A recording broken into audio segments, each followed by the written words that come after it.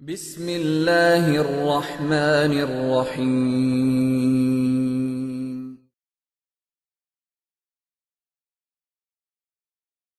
الحمد للہ نحمده ونستعینه ونستغفره ونؤمن به ونتوکل علیہ ونعوذ باللہ من شرور انفسنا ومن سیئات اعمالنا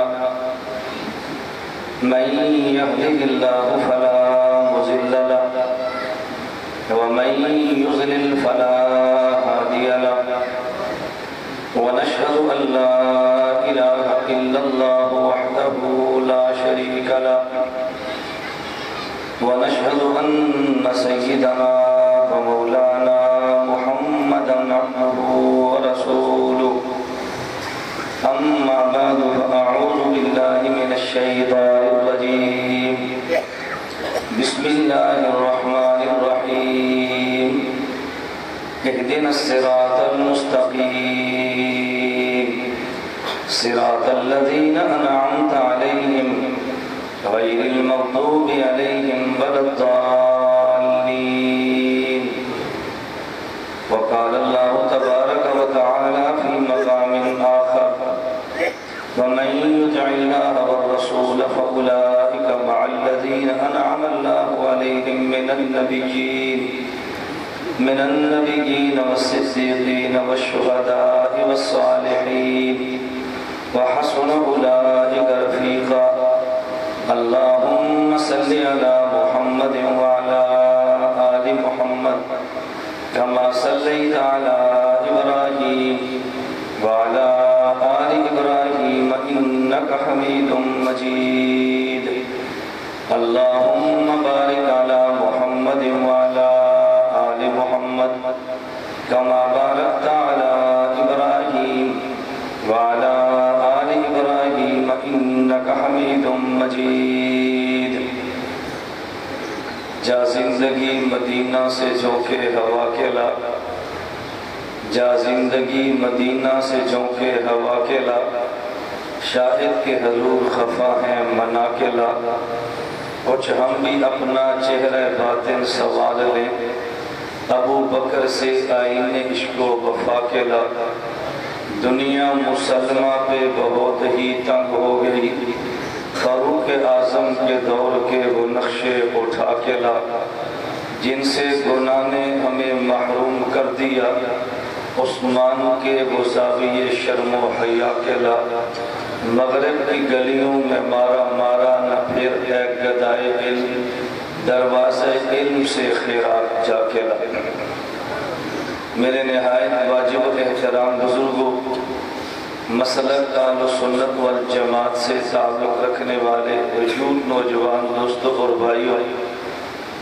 میں نے آپ حضرات کی خدمت میں جس عنوان پر گفتگو کرنی ہے وہ عنوان اور موضوع سے نشین فرما لیں تاکہ مجھے اس پر دلائل دینے میں اور بات سمجھانے میں آسانی ہو میری آج کی گفتگو کا عنوان ہوگا علامات صراط مستقیم کیا عنوان ہے بولیے نا کیا عنوان ہے علامات صراط مستقیم اس کا اردو میں ترجمہ کیا ہے صراط مستقیم کی نشانیاں میں یہاں سے جانا چاہتا ہوں بے مثال کے طور پہ میں نے یہاں سے جانا ہے کسی سندھ کے دوسرے شہر میں کہتا ہوں شہداد کوٹ جانا ہے مجھے آپ راستہ بتاؤ میرے علم میں نہیں ہے تو میرا شہداد کوٹ منزل ہے آپ مجھے راستہ بتائیں گے اور راستے کی علامات بتائیں گے آپ جب یہاں سے اس طرف جائیں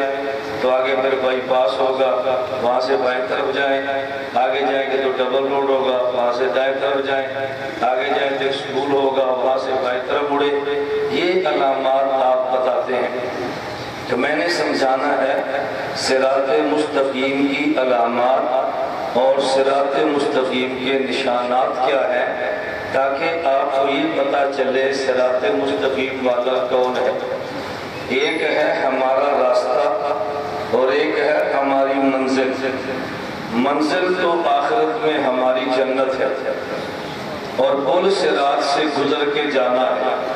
پل صراط سے نہ گزرے تو جنت میں نہیں جا سکتا۔ پل صراط سے گزرنا ہے۔ ایک دنیا میں صراط مستقیم ہے اور اسی کی صورت مثالیہ کا نام پل صراط ہے۔ جو صراط مستقیم پہ چلیں گے تو جنت میں پہنچیں گے۔ تو صراط مستقیم کی علامات کیا ہیں؟ ہم دیوبند والے کہتے ہیں صراط مستقیم پہ ہم چلتے ہیں، دوسرے فرقے کہتے ہیں صراط مستقیم پہ ہم چلتے ہیں۔ تو ہم نے دیکھنا ہے صراط مستقیم پہ چلتا کون ہے اور صراط مستقیم کی نشانیاں کیا ہیں۔ قرآن کریم اللہ نے عرب و عجم کے لیے بھیجا ہے، صرف عرب کے لیے نہیں ہے۔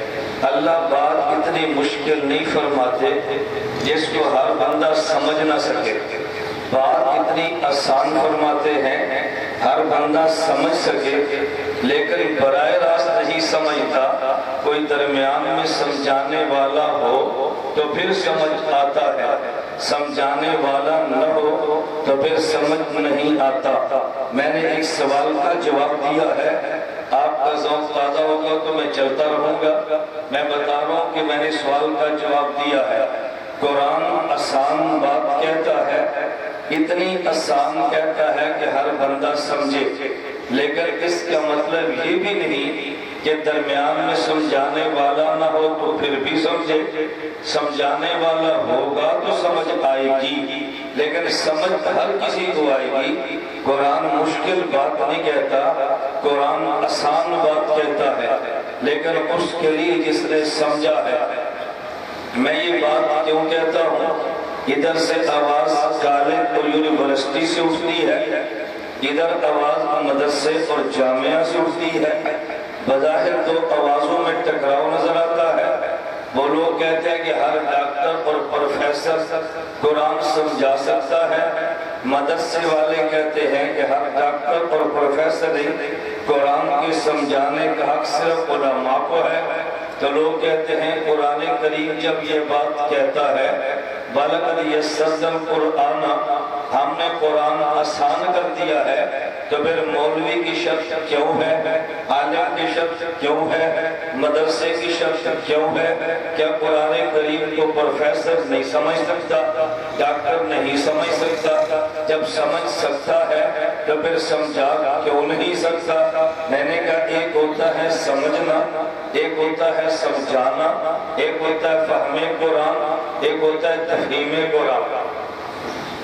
ایک ہوتا ہے فہم قرآن اور ایک ہوتا ہے تفہیم قرآن۔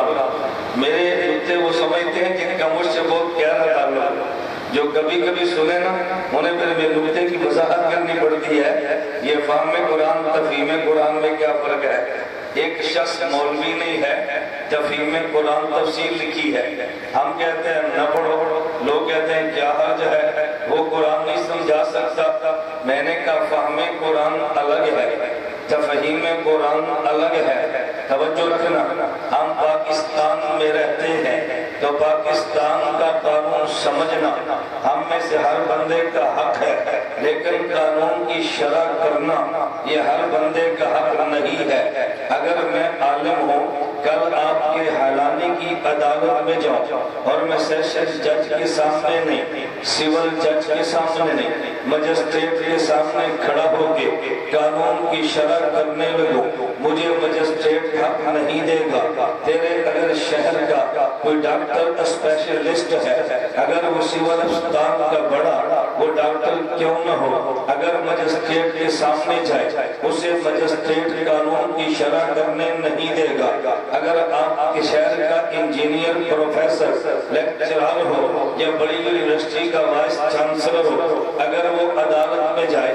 اور سیشن کورٹ میں قانون کی شرح کرے تو جج اس کو شرح کرنے نہیں دے گا۔ یہ وائس چانسلر کہتا ہے کہ میں پاکستانی نہیں ہوں تو جج کہے گا تو پاکستانی ہے، میں قانون نہیں سمجھ سکتا، اس نے کہا تو سمجھ سکتا ہے، تیرے ذمہ سمجھنا ہے، تو میں قانون کی شرح کر نہیں سکتا۔ جج نے کہنا ہے نہیں، ایک ہے پاکستان کے قانون کو سمجھنا، ایک ہے قانون کی شرح کرنا، ایک ہے آئین کو پڑھنا، ایک ہے آئین کو پڑھانا۔ آئین کو پڑھنا الگ ہے، پڑھانا الگ ہے، قانون کو سمجھنا الگ ہے، قانون کی شرح الگ ہے۔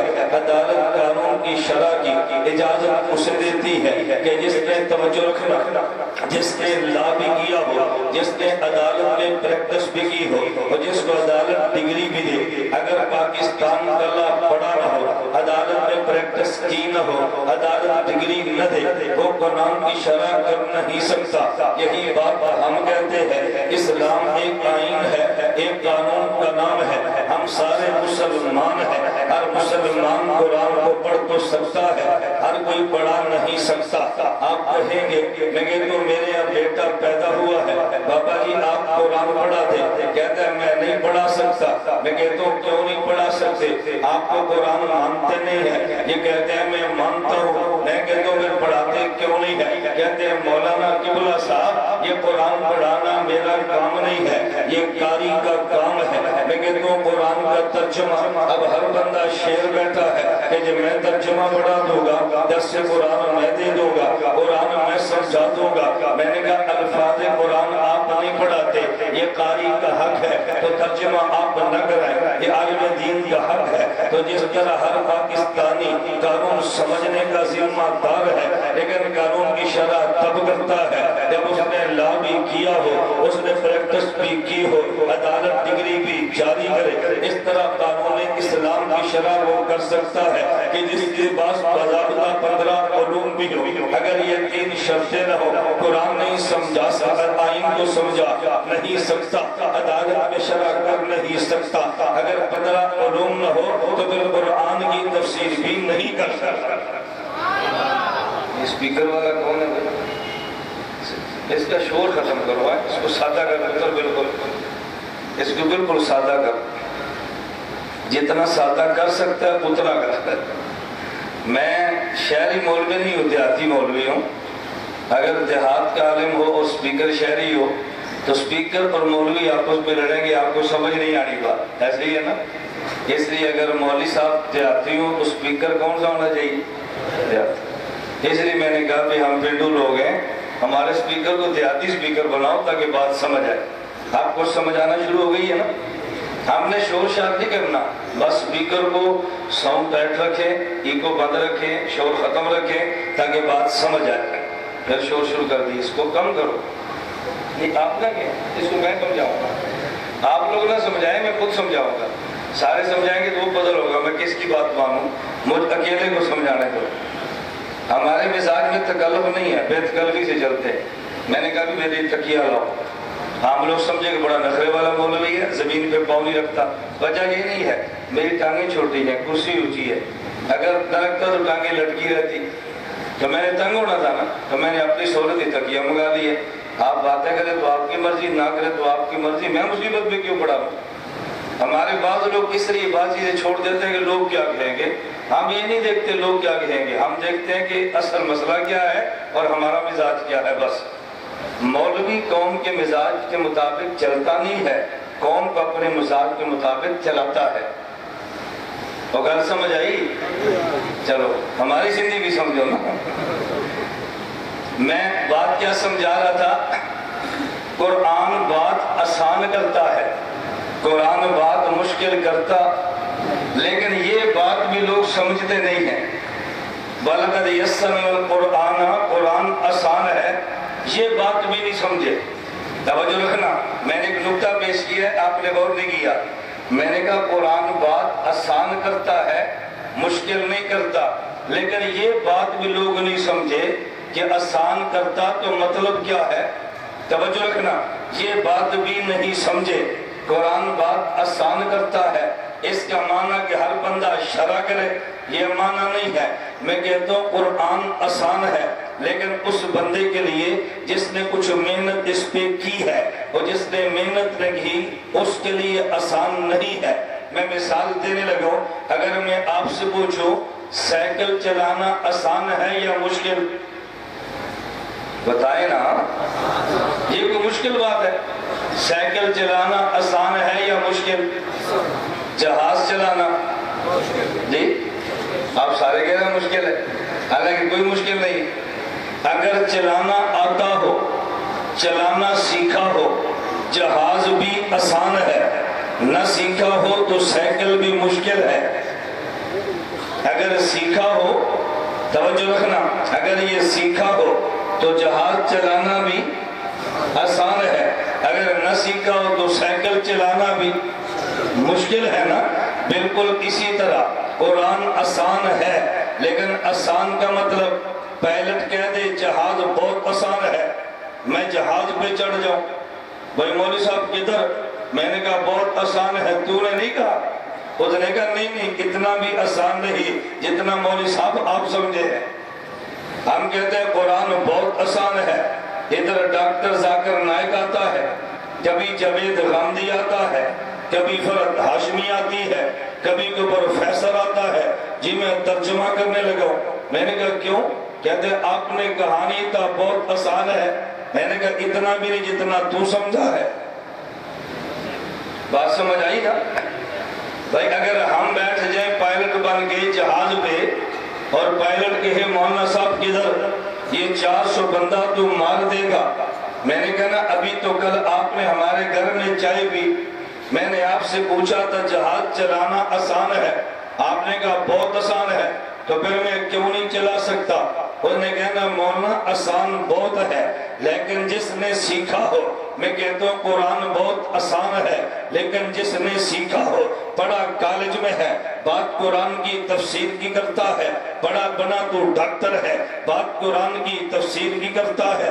اگر مجھے کوئی ڈاکٹر کہے، میں کہتا ہوں ڈاکٹر صاحب انجیکشن لگا دو، وہ آ جائے، میں کہتا ہوں ڈاکٹر صاحب انجیکشن لگانا مشکل ہے، وہ کہتے ہیں بہت آسان ہے، میں آنکھیں بند کر کے لگا سکتا ہوں۔ اب یہی ڈاکٹر کی پاس میں گیا، کیوں؟ عیادت کے لیے، یہ ڈاکٹر صاحب بیمار تھے، تو میں نے کہا ڈاکٹر صاحب کو ٹیکہ لاؤ، آج میں لگاتا ہوں۔ ڈاکٹر صاحب کہتے ہیں نا آپ نہ لگائے، میں کہتا ہوں ابھی تو کل آپ نے کہا تھا بڑا آسان ہے تو مجھے لگانے دو نا۔ اس نے کہا نہیں آسان ہے لیکن اتنا بھی نہیں ہے، آسان ہے لیکن اگر آپ نے قبلہ کورس کیا ہو نا تو انجیکشن بہت آسان ہے، کورس نہ کیا ہو تو بڑا ہی مشکل ہے، سیکھا ہو تو جہاز چلانا بڑا آسان ہے، نہ سیکھا ہو تو بڑا مشکل ہے۔ 14 سال درس نظامی کے لگے ہو، قرآن بڑا آسان ہے، ایک دن بھی مدرسے نہ آیا ہو تو پھر اتنا آسان بھی نہیں ہے۔ آپ سمجھ آئی نا؟ تو پوری بات ذرا سمجھا کریں۔ وَلَقَدْ يَسَّرْنَا الْقُرْآنَ، آدمی کو کبھی بات نہیں سمجھ آتی تو الجھن کا شکار ہوتا ہے۔ حکیم الامت مولانا اشرف علی تھانوی دیوبند کے ماتھے کا جھومر ہے۔ حکیم الامت تھانوی نے ایک مرتبہ بیان کیا، بیان بڑا مشکل اور علمی قسم کا تھا۔ حضرت بیان سے فارغ ہوئے، ایک مولوی صاحب کہنے لگے حضرت آپ نے اتنا مشکل بیان عوام میں کیا جو عوام کو سمجھ ہی نہیں آیا، اتنا مشکل بیان عوام میں کرنے کی کیا ضرورت تھی؟ حضرت تھانوی فرمانے لگے اگر میرا آج کے بیان ان کو سمجھ آیا تو اچھا، نہیں سمجھ آیا تو بہت اچھا۔ مولوی صاحب کہنے لگے ہم تو آپ کا یہ جملہ بھی نہیں سمجھے، بیان سمجھ آیا تو اچھا، نہیں سمجھ آیا تو بہت اچھا، ہم تو یہ بھی نہیں سمجھے۔ اب حکیم الامت تھانوی تو حکیم الامت تھے نا، حد فرمانے لگے اگر آج کا بیان سمجھ آیا تو اچھا، جو بات میں سمجھانا چاہتا تھا وہ ان کو سمجھ آ گئی ہے، جو مسئلہ سمجھانا چاہتا تھا ان کو سمجھ آ گیا ہے، اگر نہیں سمجھ آیا تو بہت اچھا، آج کا مسئلہ تو سمجھ نہیں آیا لیکن جو میرے بیان میں تھے آئندہ کبھی گمراہ نہیں ہوں گے۔ فرمایا کیوں نہیں ہوں گے؟ یہ گمراہ تب ہوتے ہیں جب مولوی کے مقابلے میں کھڑے ہوتے ہیں۔ تم نے درس نظامی کیا ہے، ایم اے اسلامیات میں نے بھی کیا ہے، اگر تم نے درس نظامی کیا ہے ایم اے اردو میں نے بھی کیا ہے۔ گمراہ تب ہوتے ہیں جب مولوی کے علم کے قائل نہیں ہوتے۔ آج ان کو پتا چلا مولوی اشرف علیم کا علم اتنا بلند ہے، ہم وہاں تک نہیں پہنچ سکتے، اب یہ کبھی گمراہ نہیں ہوں گے، اب یہ کبھی گمراہ کہیں گے بھی ہمارے سائیں بہت بڑا عالم ہے، ہم اس سے بحث نہیں کر سکتے، جو کہتا ہے اس کو مان لو، اگر سمجھ آیا تو اچھا، نہیں سمجھ آیا تو پھر بہت اچھا۔ کبھی ہمیں اپنے بزرگوں کے جملے بھی سمجھ نہیں آتے۔ میں مکہ مکرمہ میں تھا، اب مجھے خطرہ ہے کہ سارا بیان کسی پہ نہ لگ جائے کہ ہمیں جملے سمجھ نہیں آتے۔ ایک شخص کہنے لگا جی ہمارے ایک لڑکا ہے، پہلے دیوبندی تھا، اب یہ اہل حدیث بنا ہے۔ میں نے کہا وجہ؟ ادھر کا وہ کہتا ہے وجہ یہ ہے، میں نے امام اعظم ابو حنیفہ رحمت اللہ علیہ کا ایک جملہ پڑھا ہے۔ امام ابو حنیفہ نے فرمایا جب کوئی میرا مسئلہ تمہارے سامنے آئے، میرے مسئلے کو چیک کر لینا، اگر حدیث کے مطابق ہو تو لے لینا، حدیث کے مطابق نہ ہو تو چھوڑ دینا۔ میں نے پہلے امام ابو حنیفہ کا ایک قول پڑھا ہے، پھر میں نے ایک مسئلہ دیکھا۔ امام ابو حنیفہ کا مسئلہ ہے کہ جمعہ کا دن ہو، امام خطبہ دے رہا ہو، تم نے سنتیں نہیں پڑھنی، مسجد میں آ کے بیٹھ جانا ہے۔ پھر میں نے حدیث دیکھی، نبی پاک صلی اللہ علیہ وسلم خطبہ دے رہے تھے، ایک صحابی مسجد میں آئے تو بیٹھ گئے۔ اللہ کے نبی نے پوچھا کیا تو نے نفل اور سنتیں پڑھی ہیں؟ اس نے کہا یہ نہیں پڑھی۔ فرمایا قم فرقہ، کھڑا ہو اور پڑھ لے۔ یہ مسئلہ امام ابو حنیفہ کا اس حدیث کے خلاف تھا، تو میں نے ابو حنیفہ کو چھوڑ دیا اور میں نے حدیث کو لے لیا ہے۔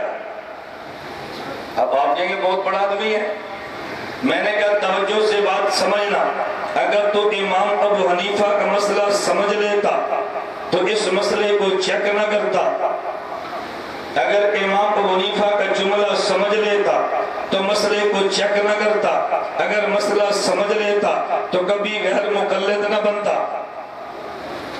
یہ جملے آپ نے نہیں سمجھے، میں نے سمجھانے یا پھر سمجھانے؟ اس نے کیا کہا؟ امام ابو حنیفہ فرماتے ہیں کہ میرے مسئلے کو چیک کرو، حدیث کے مطابق ہو لے لو، حدیث کے مطابق نہ ہو تو امام صاحب نے کیا فرمایا؟ چیک کرو۔ اور میں کیا کہہ رہا ہوں، اگر یہ ان کا بات تو سمجھ جاتا تو مسئلہ چیک نہ کرتا، اگر امام صاحب کا جملہ سمجھ جاتا تو مسئلہ بولو نا کیوں؟ امام صاحب فرماتے ہیں چیک کرو اور آپ کہتے ہیں سمجھ جاتا تو چیک نہ کرتا۔ میں سمجھاتا ہوں، میں نے کہا اگر امام ابو حنیفہ کا یہ جملہ سمجھ جاتا تو مسئلہ چیک نہ کرتا، اگر مسئلہ سمجھ جاتا ابو حنیفہ کو چھوڑ کے کبھی تو غیر مقلد نہ بنتا۔ مجھے کہتے ہیں کیوں؟ میں نے کہا میں پہلے مثال دوں گا، دلیل سے تجھے بات سمجھ نہیں آنی۔ مولوی کو دلیل دیتے ہیں، اگر مولوی نہ ہو تو پھر مثال دیتے ہیں۔ میں نے کہا تو مولوی نہیں ہے، میں تجھے مثال دیتا ہوں، ذرا آپ مثال سمجھنا۔ ایک آدمی کے پیٹ میں درد اٹھا ہے، وہ ڈاکٹر کے پاس گیا، اس نے کہا ڈاکٹر جی مجھے دوا دو۔ ڈاکٹر صاحب نے ایک گولی دی، 200 روپیہ لے لیا۔ اس نے کہا اتنی مہنگی دوا؟ ڈاکٹر صاحب نے کہا یہ امپورٹڈ گولی ہے، یہ میڈ ان امریکہ ہے، ہم نے باہر سے منگائی ہے، بیٹا اس گولی کی قدر کر، جا کسی کو چیک کرا لے، اگر یہ گولی ٹھیک ہو تو کھا لینا، اگر یہ ٹھیک نہ ہو اس کو گٹر میں پھینک دینا اور مجھ سے 200 روپیہ لے لینا۔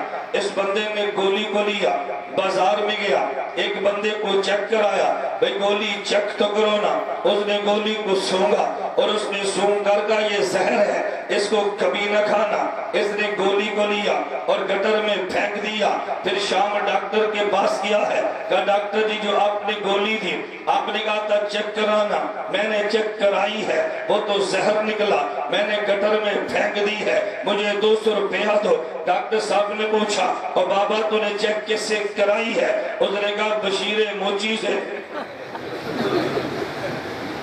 سمجھ آئی؟ کس سے؟ اس نے کہا اور بابا تو میری بات کو سمجھا ہی نہیں ہے، بشیرہ موچی چمڑا سونگتا ہے، وہ گولی سونگے گا اسے زہر نظر آئے گا۔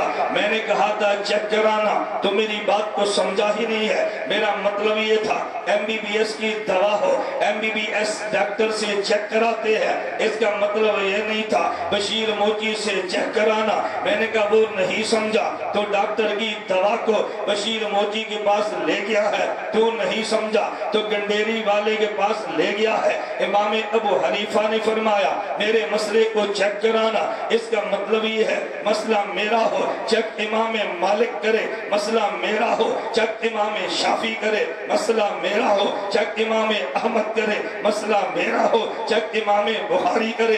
اس کا معنی یہ نہیں تھا مسئلہ ابو حنیفہ کا ہو اور چیک پکوڑے والا کرے۔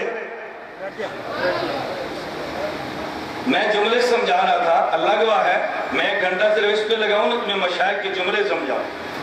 میں نے کہا، اس نے کہا جی امام ابو حنیفہ نے فرمایا میرا مسئلہ چیک کرو، میں نے چیک کیا ہے۔ میں نے کہا تو سمجھتا تو چیک نہ کرتا۔ اب آپ کو سمجھ آئیے، اگر تو سمجھتا تو پھر کیوں؟ بھئی ڈاکٹر کی بات تو ڈاکٹر چیک کرتا ہے، مجتہد کی بات کو مجتہد چیک کرتا ہے، پکوڑے والا چیک نہیں کرتا۔ بھئی تم کہاں گئے تھے جماعت الدعوہ کے ساتھ؟ کدھر گئے تھے؟ مظفر آباد۔ کیا کیا ہے؟ ٹریننگ کی ہے۔ کیا سیکھا ہے؟ بارود سیکھا ہے۔ اب کیا کرتے ہو؟ فضائل اعمال چیک کرتا ہوں۔ کہاں گئے تھے؟ لشکر طیبہ کے ساتھ۔ کیا کیا ہے؟ ٹریننگ کی ہے۔ کیا سیکھا ہے؟ اسریہ۔ آپ کیا کرتے ہو؟ ویسی زیور چیک کرتا ہوں۔ تو گدھے جو کیا ہے وہ کرو نا۔ جنگ پکڑو کشمیر جاؤ، جنگ پکڑو افغانستان جاؤ، ادھر جاتے تمہیں موت آتی ہے، ادھر سے ہمارے لڑکے اٹھا کے لے جاتے ہیں، 21 دن کی ٹریننگ دیتے ہیں، کافر بنانے کی مشین بنا کر واپس کر دیتے ہیں۔ اور تمہیں کون سمجھائے؟ آپ لوگ کہتے ہیں ہمارے بندے ہیں، ادھر سے بندہ لیں گے، 21 دن کی ٹریننگ کرائیں گے، کافر بنانے والی مشین بنا کے واپس کریں گے۔ یہ سارے مشرک ہیں، میں اکیلا موحد ہوں، بس یہ سارے مشرک ہیں، صرف ہم موحد ہیں۔ اور میں نے کہا بابا حدیث پاک میں ہے اہل جنت کی 120 صفحے ہوں گی۔ کتنی؟ 40 پہلی امت ہوگی، 80 اس امت کی۔ یہ رائے بینڈ والے چھوڑ دو تو ایک بھی نہیں بنتی، نہیں سمجھے؟ ہمیں نکال دو نا تو ایک بھی نہیں بنتی، تم صرف موحد ہو، ہم سارے مشرک ہیں، وہ 80 صفحے تیرا باپ پوری کرے گا۔ ہم موحد بارش ہم مشرک ہیں، ہمیں چھوڑ دو نا تو صفحے پھر پوری کرو۔ عجیب مشین چلی ہے کافر بنانے والی۔ چلے میں بات سمجھا رہا تھا، میں نے کہا امام ابو حنیفہ کا جملہ سمجھتا تو مسئلہ چیک نہ کرتا۔ آپ کو سمجھ آ گیا؟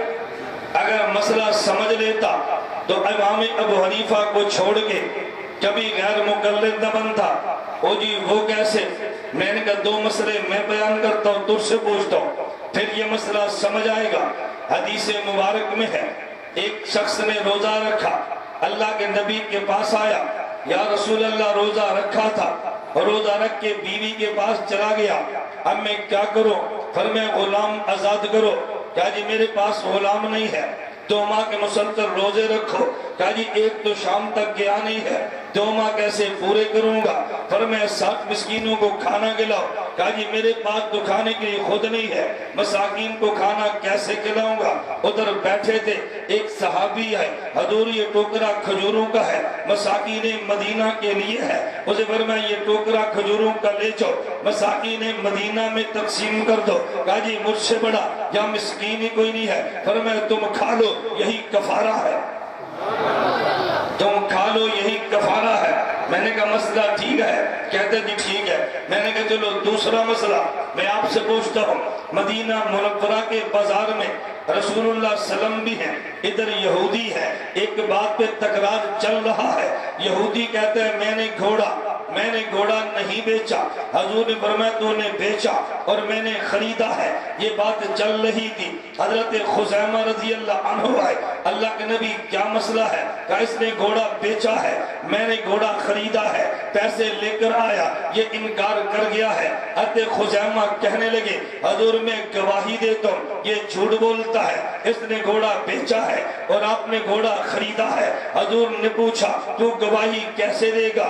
گواہی تو وہ دیتا ہے جو موقع پر موجود ہو، تو نے گواہی کیسے دی ہے؟ حضرت خزیمہ نے کہا حضور جبریل آتا اور چلا جاتا ہے، ہم نے کبھی نہیں دیکھا، لیکن آپ کے فرمانے پہ مانا ہے جنت نہیں دیکھی، آپ کے فرمانے پہ مانی ہے جہنم نہیں دیکھی، آپ کے فرمانے پہ مانی ہے۔ یہ میں نے مفہوم بیان کیا ہے۔ اللہ کے نبی اگر جنت اور جہنم کو جبریل کا آنا اور جانا بغیر دیکھے آپ کے فرمانے پہ مان سکتے ہیں تو آپ کے فرمانے پہ بغیر دیکھے یہ گھوڑے کی تجارت کیوں نہیں مان سکتے؟ میں گواہی دیتا ہوں اس نے بیچا ہے، آپ نے خریدا ہے۔ اللہ کے نبی فرمانے لگے مدعی کی حق میں فیصلہ تب ہوتا ہے جب گواہ دو آ جائے، لیکن من شہد لو خزیمہ فوا حسب ہو، میں نبی اعلان کرتا ہوں خزیمہ اکیلا بھی ہو تو فیصلہ اس کی حق میں جس کے ساتھ یہ اکیلا کھڑا ہے۔ عام گواہ دو ہونے چاہیے، خزیمہ ایک ہے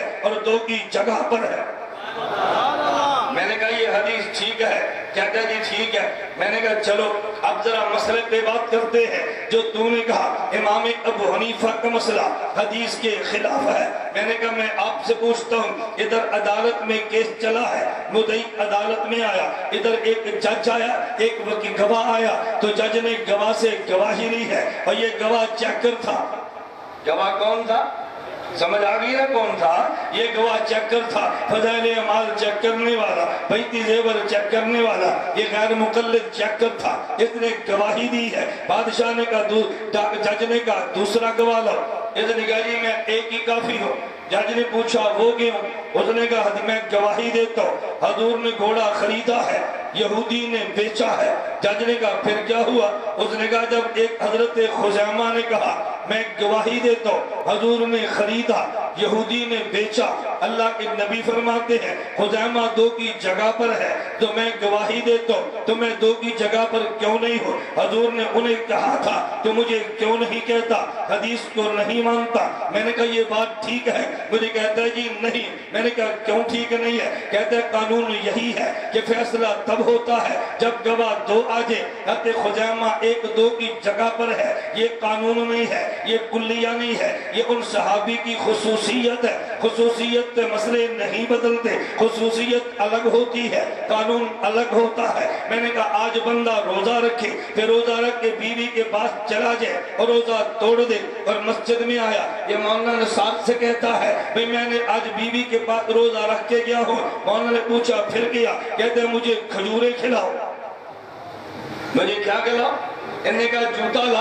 اس نے کہا حضور کھجورے کھلاتے تم مجھے جوتے کھلاتے ہو، تم حدیث کو نہیں مانتے۔ میں نے کہا بات ٹھیک ہے۔ مجھے کہتا ہے جی نہیں غلط ہے۔ میں نے کہا کیوں غلط ہے؟ جب نبی نے کھجورے کھلائی ہے تو پھر اسے بھی کھجورے کھلا کے شاباش دینی چاہیے۔ مجھے کہتا ہے جی نہیں، قانون تو یہی ہے اگر کوئی بندہ روزہ توڑ دے غلام آزاد کرے، غلام نہیں ہے تو 2 ماہ کے مسلسل روزے رکھے، نہیں رکھ سکتا تو پھر 60 مساکین کو کھانا کھلائے۔ یہ جو اللہ کے نبی نے کھجوریں کھلائی دی اور فرمایا یہی کفارہ ہے، اس صحابی کی خصوصیت ہے۔ خصوصیت سے قانون بدلتا نہیں ہے، مسئلہ الگ ہے، خصوصیت الگ ہے۔ میں نے کہا پھر یہاں بھی مسئلہ یوں ہی ہے۔ میرے امام نے فرمایا، رسول اللہ صلی اللہ علیہ وسلم نے ارشاد فرمایا، مجمع الزوائد میں روایت موجود ہے کہ جب امام آ جائے اور امام خطبہ دے رہا ہو اور تو مسجد میں داخل ہو، اگر تم میں سے کوئی بندہ مسجد میں داخل ہو اور امام خطبہ دے رہا ہو، اللہ کے نبی نے فرمایا اذا دخل احدکم المسجد والامام یخطب علی المنبر، امام خطبہ دے رہا ہو فلا صلاۃ ولا کلام، پھر بات بھی نہیں کرنی، سنتیں بھی نہیں پڑھنی۔ یہ قانون تھا۔ ادھر صحابی آیا، اسے قانون کا پتہ تھا، وہ بیٹھ گیا ہے، سنتیں نہیں پڑھی۔ اللہ کے نبی نے فرمایا تو کھڑا ہو جا، تو پڑھ لے۔ قانون الگ ہے، خصوصیت الگ ہے، کفارے میں قانون الگ ہے۔ اس کو کھجوریں کھلانا خصوصیت ہے، 2 گواہوں کا آنا قانون ہے، خزیمہ ایک ہونا یہ خصوصیت ہے، اور امام خطبہ دے رہا ہو سنتیں نہ پڑھنی قانون ہے، اسے اجازت دینا خصوصیت ہے۔ قانون الگ ہوتا ہے، خصوصیت الگ ہوتی ہے۔ صرف سمجھا رہا تھا یہ عنوان نہیں ہے. میں نے کہا تو امام کی بات نہیں سمجھا, سمجھتا تو پھر چیک نہ کرتا. میرے امام کا مسئلہ نہیں سمجھا, سمجھ جاتا تو کبھی غیر مقلد نہ ہوتا. اس نے کہا جی سمجھ آئی, اور اللہ گواہ ہے میں تحدیث پہ نعمت کے طور پہ کہتا ہوں وہ لڑکا واپس آیا. وہ واپس آیا. جو بندہ ضد کی وجہ سے ہو ہم اسے واپس نہیں لا سکتے, جو دلیل کی وجہ سے ہو وہ واپس آ جاتا ہے. دلیل کی وجہ سے جائے آ جاتا ہے. بہت سارے آئے, ہمارے سالے پہ اعلان بھی ہے, ہماری ویب سائٹ پہ ویڈیو سیریز بھی ہے, آئے ہیں واپس. میں سمجھا کے رہا تھا قرآن آسان ہے. اہدنا الصراط المستقیم, اللہ صراط مستقیم پہ چلا دے. اب صراط مستقیم والا کون ہے؟ اللہ نے علامات بتائی ہیں. اگر اللہ فرما دیتے صراط القرآن, توجہ رکھنا, قرآن والا یہ صراط مستقیم والا ہے. اگر صراط مستقیم پہ چلنا ہے تو پھر قرآن پڑھو, قرآن سمجھو, قرآن پہ عمل کرو.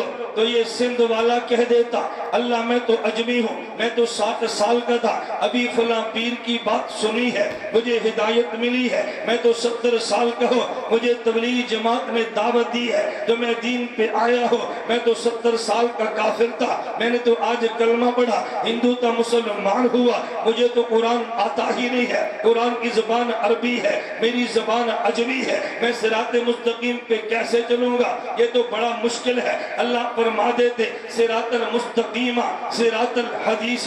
اگر تم نے صراط مستقیم پہ چلنا ہے تو پھر حدیثوں کو دیکھ لو. کوئی بندہ کہہ دیتا میں تو عجم ہوں, میری زبان پنجابی ہے, میری زبان پشتو ہے, میری زبان بلوچی ہے, میری زبان سندھی ہے, مجھے تو عربی آتی ہی نہیں ہے, میں حدیث پڑھوں گا کیسے؟ خدا نے اتنی آسان بات کی ہے جس کو پنجاب والا بھی سمجھے, جس کو سندھ والا بھی سمجھے, جس کو بلوچستان والا بھی سمجھے, جس کو خیبر پختونخوا والا بھی سمجھے, کوئی الجھن نہیں ہے. پر میں کہہ رہا ہوں تم نے صراط مستقیم پہ چلنا ہے. اللہ کیسے چلے؟ پر میں صراط مستقیم پہ چلنا ہے, اس کا آسان طریقہ یہ ہے صراط الذین انعمت علیہم. میں یہ نہیں کہتا قرآن کھول کے ترجمہ پڑھ, میں یہ نہیں کہتا قرآن کھول کے تحقیق کر, میں یہ نہیں کہتا حدیث کو کھول کے تحقیق خود کیا کر. تو نے تو کیا دینا تھا, میں تحقیق کر نہیں سکتا. میں تو کالج میں ہوں, تحقیق کیسے کروں؟ میں تو ذمہ دار ہوں,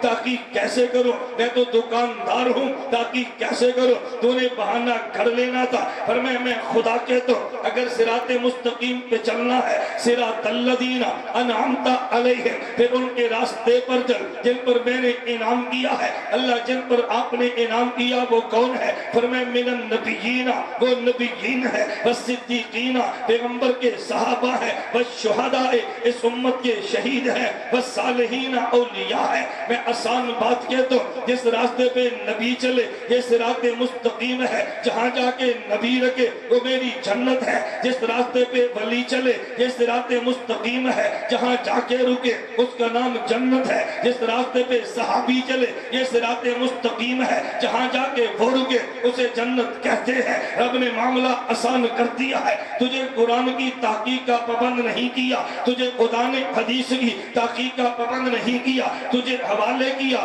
انبیاء کے ہے, تجھے حوالے کیا صدیقین کے ہے, تجھے حوالے کیا شہداء کے ہے, تجھے حوالے کیا صالحین کے ہے.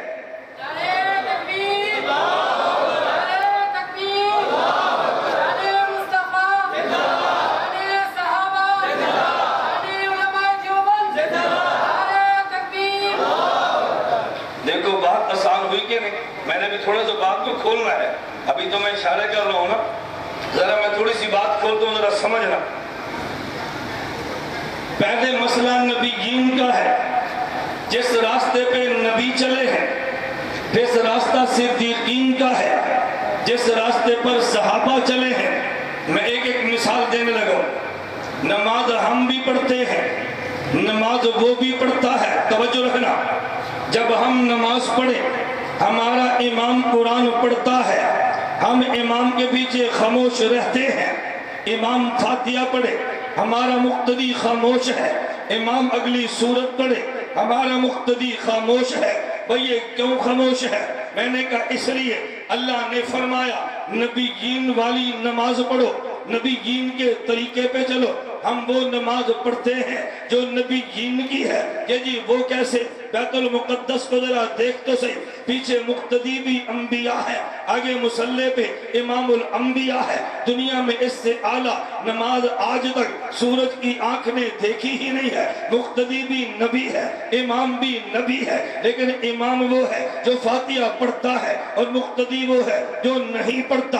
امام وہ ہے جو قرآن پڑھتا ہے اور مقتدی وہ ہے جو نہیں پڑھتا. آپ کہیں گے دلیل کیا ہے؟ بھئی امام وہ ہے جو قرآن والا ہے, مقتدی وہ ہے جو تورات والا ہے. امام وہ ہے جو قرآن والا ہے, مقتدی وہ ہے جو انجیل والا ہے. امام وہ ہے جو قرآن والا ہے اور مقتدی وہ ہے جو زبور والا ہے. امام وہ ہے جو قرآن والا ہے اور مقتدی وہ ہے جو صحیفے والا ہے. تو تمہیں کوئی کہہ دے گا وہ جی خاص فاتحہ کی بات کرو, میں قرآن پیش کرتا ہوں. وَلَقَدْ آتَيْنَاكَ سَبْعًا مِنَ الْمَثَانِي وَالْقُرْآنَ الْعَظِيمَ. خدا نے فاتحہ صرف ہمارے پیغمبر کو دی ہے, جب پیچھے والے کو ملی ہی نہیں ہے تو یہ پڑھے گا کیسے؟ انبیاء کی نماز یہ ہے, امام قرآن پڑھتا ہے, مقتدی سنتا ہے. اللہ نے فرمایا اگر صراط مستقیم پہ چل کے جنت میں جانا ہے تو پھر نبیین کے راستے پہ چلو. ہم نے نماز میں نبیین کو دیکھا ہے تو امام قرآن پڑھتا ہے,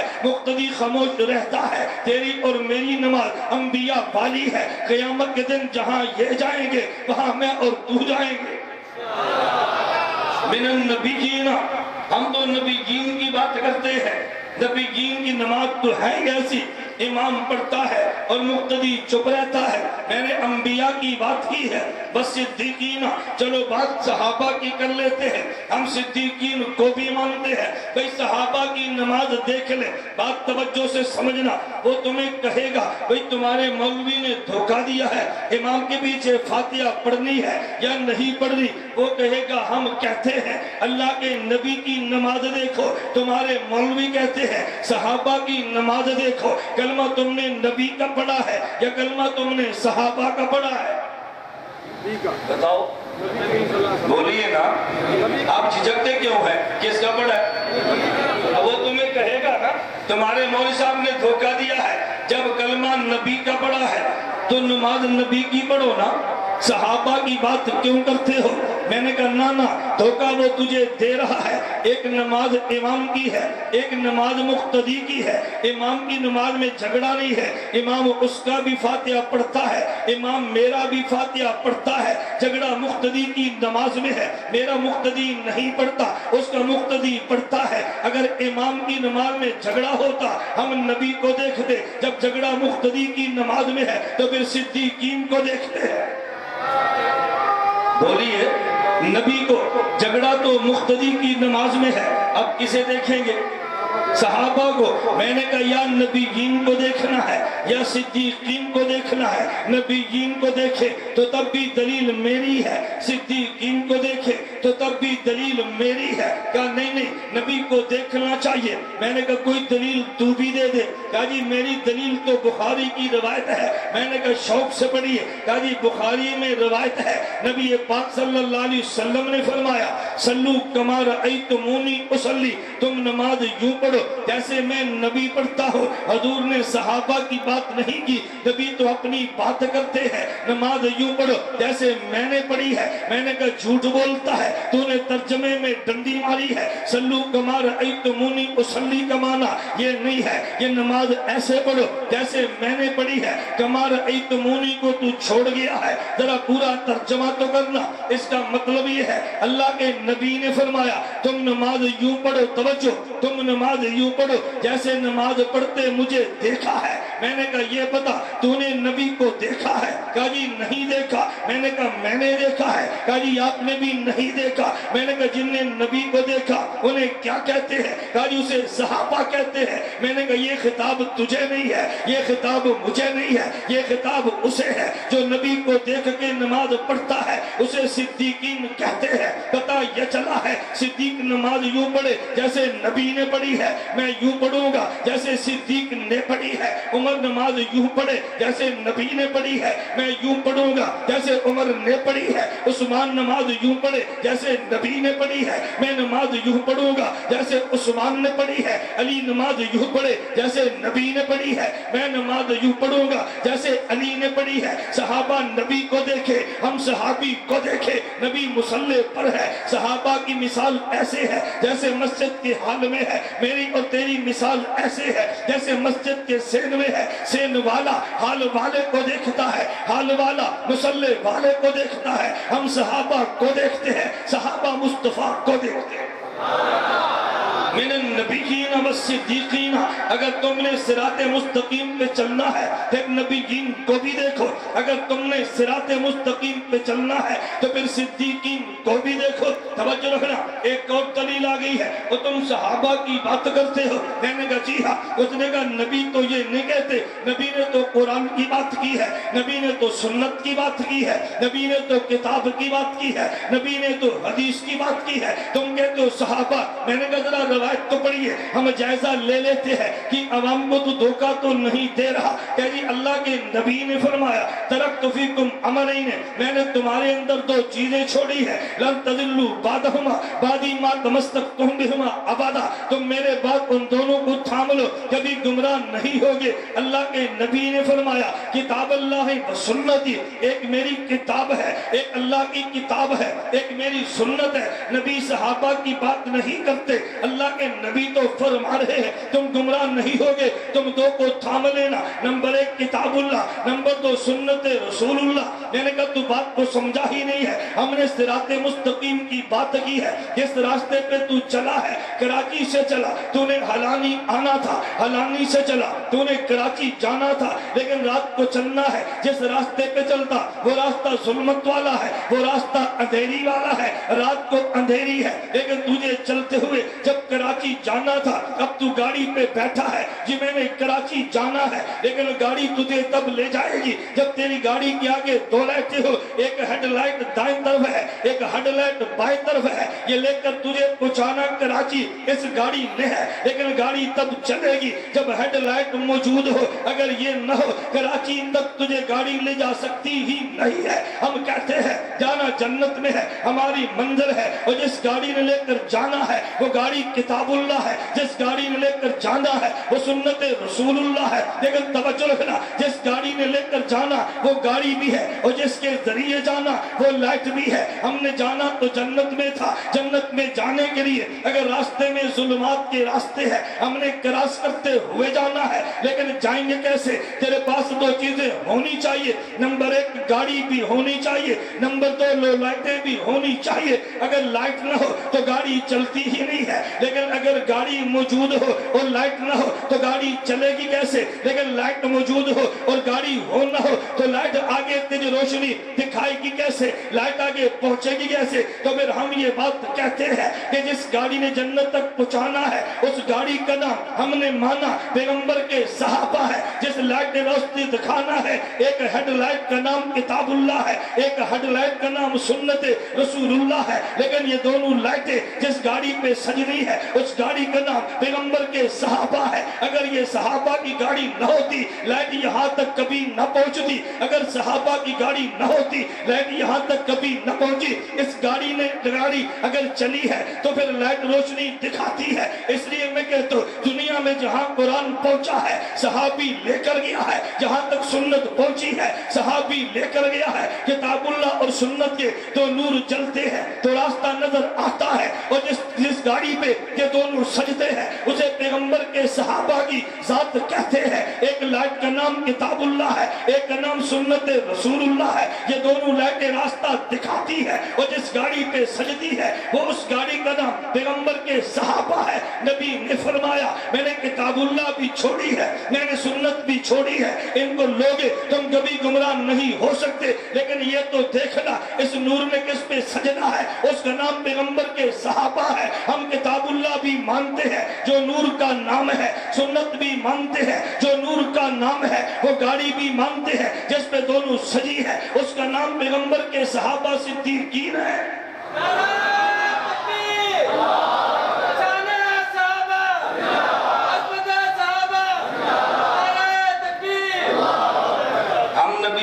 کو مانتے ہیں یا نہیں؟ صدیقین کو. یہ ایک میں نشانیاں بتا رہا ہوں نا. جنت کی ایک نشانی کا نام کیا ہے؟ نبیین. دوسری نشانی کا نام کیا ہے؟ توجہ. تیسری نشانی کا نام والشہداء. نقطہ سمجھنا. والشہداء فرمایا، والمجاہدین نہیں فرمایا. نہیں سمجھے؟ والشہداء فرمایا، والمجاہدین. کیوں؟ مجاہد بن کے دھوکہ دے سکتا ہے، شہید بن کے دھوکہ نہیں دے سکتا. میں مجاہد والی پگڑی پہن لوں، مجاہد والی واسکٹ پہن لوں، مجاہد والی گن لٹکا لوں اور تیرے دروازے پہ چندہ مانگنے کے لیے کشمیر کے نام پہ آ جاؤں، تو کہے گا یہ بھی مجاہد ہے. مجاہد بن کے دھوکہ دے سکتا ہے، شہید بن کے دھوکہ نہیں دے سکتا. خدا نے والمجاہدین نے والشہداء فرمایا ہے.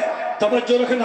اگر تو ادھر جائے گا وہ مجاہد پیش کرتا ہے، دیوبند والوں کے پاس آئے گا یہ شہیدوں کو پیش کرتا ہے.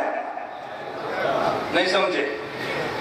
ہاں بھائی، غائبانہ جنازہ آپ شہید پڑھائیں گے. غائبانہ جنازہ جماعت الدعوہ. میں نے کہا غائبانہ کرو. کہا جی شہید نہیں دکھا سکتے جنازہ. ہم نے کہا ہم شہید دکھاتے ہیں. نہیں سمجھے؟ کیا دکھاتے ہیں؟ وہ تجھے مجاہد دکھاتا ہے، اور جی ہم بھی جہاد کرتے ہیں. میں نے کہا شہید دکھانا. خدا نے والمجاہدین نے والشہداء فرمایا ہے.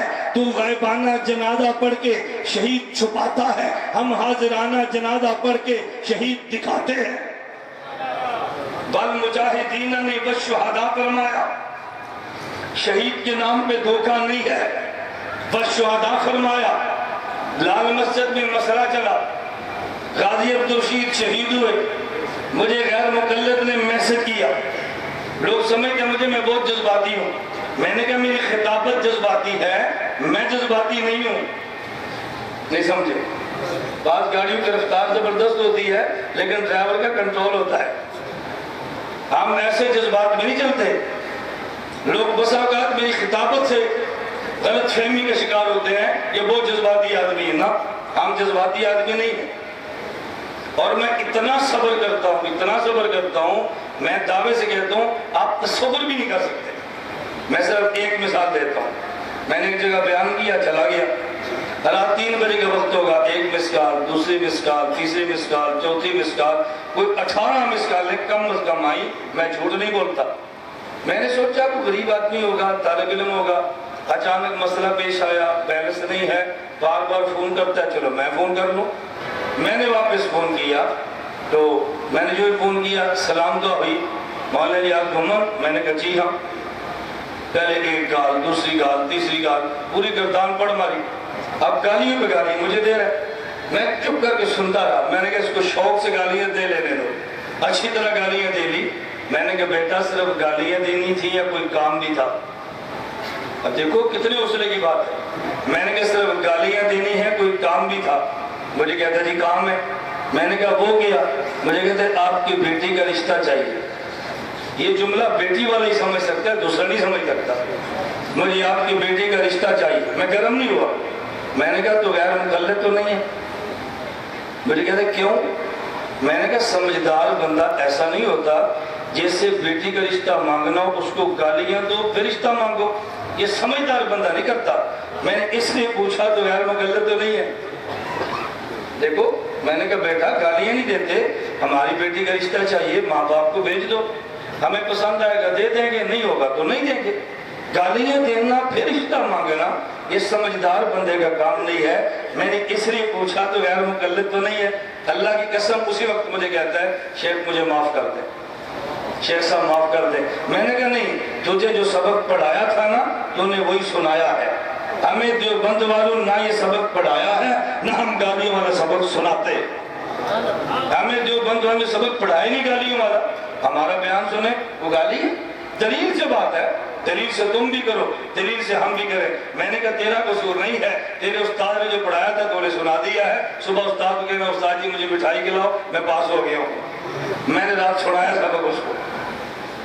بات سمجھ آ رہی ہے؟ میں نے کہا تو فون نہیں کر سکتا تو مجھے استاذ کا فون دے، میں اسے بتاتا ہوں کہ آپ کا بیٹا پاس ہو گیا، اب اس کو شاباش دو، جو آپ نے سبق پڑھایا تھا سنا دیا۔ تو مجھے میسج کیا، ان کا خیال تک جذباتی ہے، مجھے کہتا ہے اگر آج لال مسجد کے مسئلے پہ مولانا الیاس بھومن مناظرہ ٹیم کے ساتھ شہید ہو جاتے تو تاریخ کا نیا باب رقم ہوتا۔ اس کا خیال تک جوش میں آئے گا اور فوراً آ جائے گا گھر میں اٹھا کے۔ میں نے کہا نانا، میرے شہید ہونے سے نہیں، کچھ سال زندہ رہنے سے نیا باب رقم ہونا ہے۔ میں نے کہا تو صبر کر، ہمارے مرنے سے نہیں، کچھ سال زندہ رہنے سے نیا باب رقم ہونا ہے۔ پھر میسج کیا، میسج کیا کہتا ہے؟ غازی عبدالرشید شہید کا مسکراتا چہرہ کیا پیغام دیتا ہے؟ میں نے کہا غازی کا مسکراتا چہرہ پیغام دیتا ہے تو جھوٹا ہے، جو بند والا سچا ہے۔ کوئی اپنا شہید بھی مجھے دکھانا، یہ غازی تو میرا شہید ہے، مولانا عبداللہ تو میرا شہید ہے، یہ تو میرا ہے، کوئی اپنا بھی دکھا، حیدری تو میرا ہے، کوئی اپنا بھی دکھانا۔ والمجاہدین نہیں والشہداء فرمایا ہے۔ ہمارے پاکستان کے ایک مولوی تھا، بہت تبرعی، مر گیا ہے، میں کیا نام احمد سے چتروڑی مماتی تھا، مر گیا ہے۔ اس کے مرنے پہ ایک میسج چلا، میسج کیا چلا؟ علامہ احمد سعید کی قبر سے خوشبو آ رہی ہے، مجھے بھی چٹ آئی، یہ میسج ٹھیک ہے یا غلط؟ میں نے کہا میں ذاتیات کی لڑائی نہیں لڑتا، میں عقیدے کی دلیل سے بات کرتا ہوں۔ اس کا عقیدہ یہ تھا یہ قبر نہیں ہے، اس کا عقیدہ یہ تھا یہ قبر جنت کا باغ نہیں ہے۔ مجھے تم نے میسج کیا ہے کہ یہ اس کی قبر سے خوشبو آئی ہے، مجھے یہ بتاؤ کیا تم نے عقیدہ بدل لیا ہے؟ تم کہتے تھے قبر نہیں ہے، تم کہتے جنت کا باغ نہیں ہے، اگر اس کو قبر مانتے ہو، جنت کا باغ مانتے ہو تو پھر خوشبو بھی مانو، جب قبر اور جنت کا باغ نہیں مانتے تو پھر خوشبو نہ مانو۔ میں نے کہا سمجھانے میں یوں لگو، ہمارا عقیدہ ہے یہ قبر ہے، یہ جنت کا باغ ہے، اگر مومن کی قبر ہے، میرا عقیدہ ہے میں نے اسے جنت کا باغ مانا ہے، تو میں نے حضرت احمد علی لاہوری کی قبر سے خوشبو بھی مانی ہے، میں نے جنت کا باغ مانا ہے، حضرت شیخ موسیٰ روحانی کی قبر سے خوشبو بھی مانی ہے، جنت کا باغ مانا ہے، مولانا عبداللہ شہید کی میں نے قبر کی خوشبو بھی مانی ہے، میں نے اس کو جنت کا باغ مانا ہے، تو میں نے غازی عبدالرشید کی قبر سے خوشبو بھی مانی ہے، میں نے اس کو جنت کا باغ مانا ہے، مولانا جلندری خیر مدارس والے کہ قبر کی خوشبو بھی مانی ہے، میں نے جنت کا باغ مانا ہے، علامہ حیدری کی قبر سے خوشبو بھی مانی ہے۔ تو جنت کا باغ مانتا ہے یا نہیں مانتا؟ میں جنت کا باغ بھی مانتا ہوں، خوشبو بھی مانتا ہوں۔ اگر تو نے اس کو قبر مان لیا ہے، جنت کا باغ مان لیا ہے تو پھر عقیدہ بدل گیا ہے، اگر نہیں مانتا تو پھر میسج بدل دے، یا عقیدہ بدل دے یا میسج بدل دے۔ میں عقیدہ بھی نہیں بدلتا، میسج بھی نہیں بدلتا۔ نہیں سمجھے؟ عقیدہ بدلنا کیا جی میرا وہ عقیدہ نہیں تھا، یہ ہے، اگر عقیدہ وہ تھا تو پھر میسج بدل۔ ہم عقیدہ بھی نہیں بدلتے، میسج بھی۔ بولو والشہداء، یعنی کیا کہا؟ بولیے نا کیا کہا؟ والشہداء۔ دیکھیں ایک بات توجہ سے سنیں، میں سمجھتا ہوں میں سندھ کے دورے پر آتا ہوں تو میں سندھ کا مزاج بھی جانتا ہوں، مجھ سے چھپی بات نہیں ہے۔ بعض لوگ بعض ناموں پر خوش ہوتے ہیں، بعض ناموں پر پریشان ہوتے ہیں۔ کسی بندے سے جماعتی اختلاف الگ بات ہے، کسی بندے کے ذاتی علم کی قدر الگ بات ہے، فرق دونوں میں سمجھا کرو۔ مجھ سے کسی کو اختلاف ہو سکتا ہے، آپ سے بھی ہو سکتا ہے، ہوتا رہے، لیکن علمی اختلاف تو کبھی نہیں ہوا کرتے نا۔ جماعتی اختلاف رکھو، میں نہیں منع کرتا، لیکن جس کی جو شخصیت بنتی ہے اسے ماننا چاہیے، علمی بات الگ ہے۔ میں زندگی بھر کبھی سپاہ کا کارکن نہیں رہا، علامہ حیدری سے یارانہ رہا، وہ خالص علمی تھا، علمی یارانہ تھا، میں کبھی انکار کرتا ہوں جماعت کا کارکن نہیں تھا، نہ اس وقت تھا نہ اب ہوں، لیکن علمی یارانہ تھا، حضرت کی ذات سے تھا۔ کس سے تھا؟ حضرت جب بھی سرگوت آتے میں نے کبھی دعوت نہیں دی، بغیر دعوت کے مدرسے آتے، ساتھی کہتے بلاؤ، میں نے کہا نہیں بلاؤں گا، کہتے ہیں بچا، میں نے کہا سیدھے جاؤں تو میں جاؤں، سرگوتے ہیں تو میں جاؤں، یہ یارانہ تو نہ ہوا نا۔ ہماری پنجابی میں کہتے ہیں کہ یاری نہیں چھوڑے دواٹے، یہ گرانا تو نہیں نا، ادھر بھی میں جو ادھر بھی میں جو، سندھ جاؤ تو میں جاؤں گا، ادھر آئے تو وہ آئیں گے، آتے نہیں کرو بات سمجھے۔ میں نے کہا بس شہداء، آگے توجہ رکھنا، میں مضمون سمیٹتا ہوں، بس صالحین اولیاء کی بات مانو، اگر صراط مستقیم پہ جانا ہے، بس صالحین اولیاء، جو بند والے ولی کو مانتے ہیں، توجہ رکھنا، جو ولی نہ مانے اللہ کی قسم دیوبندی نہیں ہے۔ ہم ولی کی ولایت بھی مانتے ہیں، ولی کی کرامت بھی مانتے ہیں، ولی کی ولایت نہ مانے تب بھی دیوبندی نہیں ہے، ولی کی کرامت نہ مانے تب بھی دیوبندی نہیں ہے، لیکن ہم ولی کی ولایت کو اور ولی کی کرامت کو یوں مانتے ہیں جیسے قرآن کہتا ہے، یوں نہیں مانتے جیسے جناب کہتے ہیں۔ کہا جی قرآن کیا کہتا ہے؟ حضرت مریم اللہ کی ولیہ ہے، حضرت زکریا کی کفالت میں ہے، زکریا باہر گئے ہیں، دروازہ بند کر دیا ہے، واپس آئے ہیں تو دیر ہوگی، دروازہ کھولا ہے، حضرت مریم کے پاس پھل دیکھے ہیں، بغیر موسم کے دیکھے ہیں۔ حضرت زکریا نے پوچھا یا مریم، توجہ رکھنا، حضرت زکریا نے پوچھا یا مریم انا لک ھذا، اے مریم پھل کہاں سے آیا؟ کہا یہ ہوا من عند اللہ، یہ خدا کی طرف سے ہے۔ زکریا سجدے میں گر گئے ہیں، اللہ موسم تو میرا بھی نہیں ہے، میوہ مجھے دے دے، موسم نہیں تھا، پھل مریم کو دیا ہے، اللہ موسم میرا بھی نہیں ہے،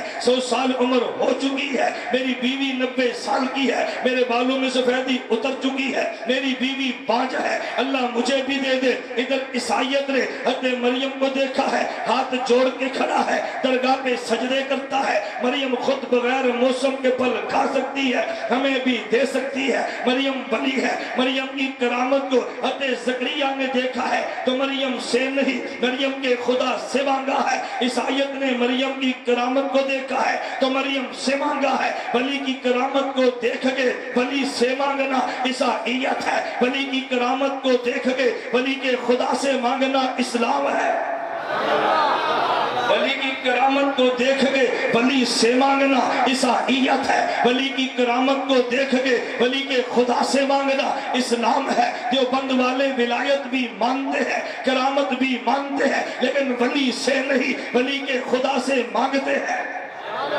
ایک وہ ہے جو ولی کو نہیں مانتا، توجہ رکھنا، ایک وہ ہے جو ولی کو نہیں مانتا اور ایک وہ ہے جو ولی کی نہیں مانتا۔ جو بند والے ولی کو بھی مانتے ہیں، ولی کی بھی مانتے ہیں۔ جو ولی کو نہ مانے اسے ملحد کہتے ہیں، اور جو ولی کی نہ مانے اسے اہل بدعت کہتے ہیں، اور جو ولی کو بھی مانے ولی کی بھی مانے اسے اہل سنت کہتے ہیں۔ جو ولی کو نہ مانے الہاد والا ہے، ولی کی نہ مانے بدعت والا ہے، اور جو ولی کو بھی مانے ولی کی بھی مانے اہل سنت والجماعت والا ہے۔ ہم ولی کو مانتے ہیں کہ نہیں؟ بولو نا، مانتے ہیں نا؟ وہ ولی کو نہیں مانتا، غیر مقلد ہے۔ میں نام لوں تمہیں پھر سمجھ آئے، اہل حدیث ہے، جماعت الدعوہ ہے، حافظ سعید ہے، ساجد زریتر ہے، میں سب نام لوں نا، بات الجھن میں نہ پڑے۔ او جی میں ولی شریعہ نو نہیں مانتا، تو جا بھی سمجھ آئی، میں ولی شریعہ نو نہیں مانتا۔ میں نے کہا مندہ نہیں تو پھر منگنا کیوں میں؟ نہیں سمجھے؟ اور کوئی ولی کو مانتا نہیں ہے تو خدا سے مانگتا کیوں ہے؟ کب مانگا ہے؟ میں نے کہا تو نماز میں نہیں کہہ رہا تھا اہدنا الصراط المستقیم، اللہ صراط مستقیم پہ چلا دے۔ خدا نے کہا چلنا ہے؟ جی چلنا ہے۔ صراط الذین انعمت علیہم، ولیوں کو مان لے۔ کہا جی میں نہیں مانتا۔ میں نے کہا مانتا نہیں تو پھر مانگتا کیوں ہے؟ جو بند والے ولی خدا سے مانگتے بھی ہیں، جب خدا دے دے تو پھر مانگتے بھی ہیں، خدا سے مانگتے بھی ہیں، خدا دے دے تو پھر مانگتے بھی ہیں۔ میں پوچھتا ہوں، آپ نے کہا مولانا صاحب کدھر جانا ہے؟ میں نے کہا سرگودا۔ آپ کہتے ہیں گیٹ سے باہر نکلے تو دائیں طرف، آگے جائیں تو دائیں طرف، سڑک پہ جائیں تو بائیں طرف۔ آپ نے راستہ بتایا، میں ڈرائیور سے نکل گیا تو ذرا گاڑی بائیں طرف موڑ۔ مولانا فرمائیں گے مولوی صاحب اگر ہماری بات ماننی نہیں تھی تو چسکا لینا سے پوچھے، ہماری سیدھی سمجھ آئی بھائی؟ اگر میری گل مننی نہیں تو چسکا لینا سے پوچھے ہی، ہم سے ہماری بات نہیں مانتی تھی تو چسکے لیے پوچھتا ہے راستہ کیا ہے؟ اللہ بھی پوچھے گے ان سے تم نے میری ماننی نہیں تھی تو مجھ سے مانگتے کیوں تھے؟ ہم کہیں گے اللہ مانگتے بھی تھے تو دیتا تو مانتے بھی تھے۔ صراط مستقیم کی کتنی نشانیاں ہیں؟ بتا دو کتنی ہے؟ نمبر 1 نبی جینا، نمبر 2 صدیقینا۔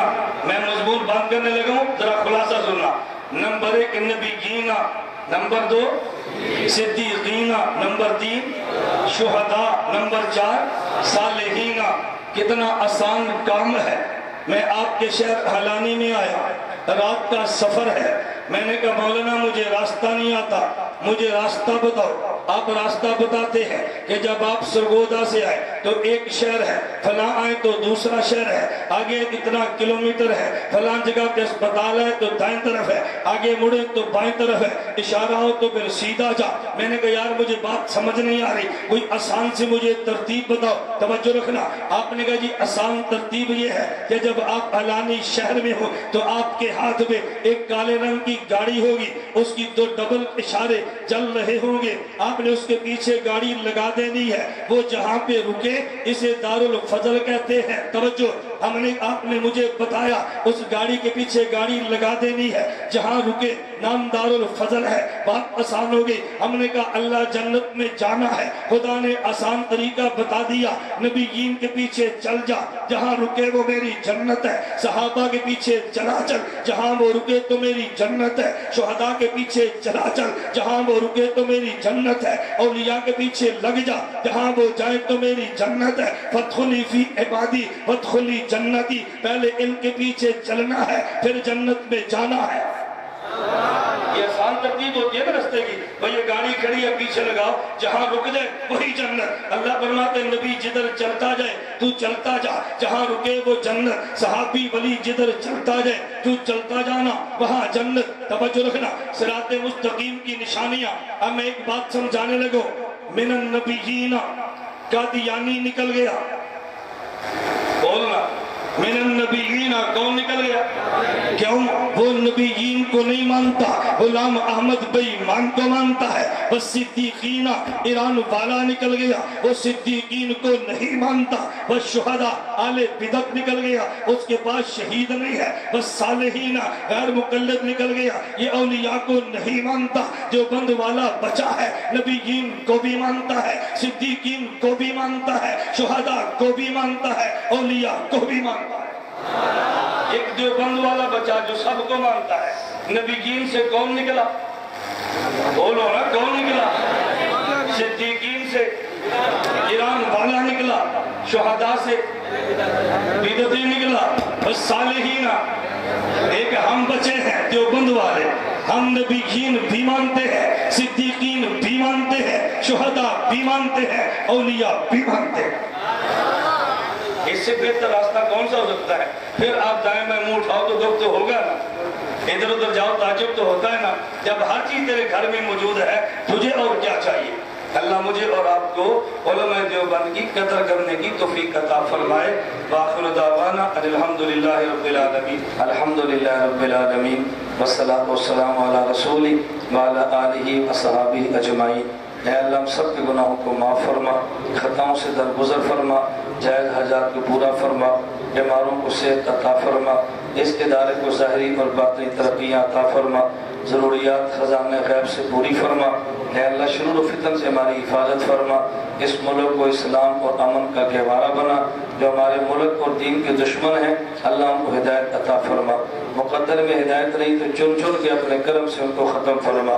ہم سب کا خاتمہ بالایمان فرما، قیامت کے دن حضور اکرم صلی اللہ علیہ وسلم کی ہمیں شفاعت عطا فرما۔ وصلی اللہ تعالی علی رسول خیر خلقہ محمد و آلہ و صحابہ اجمعین برحمتہ۔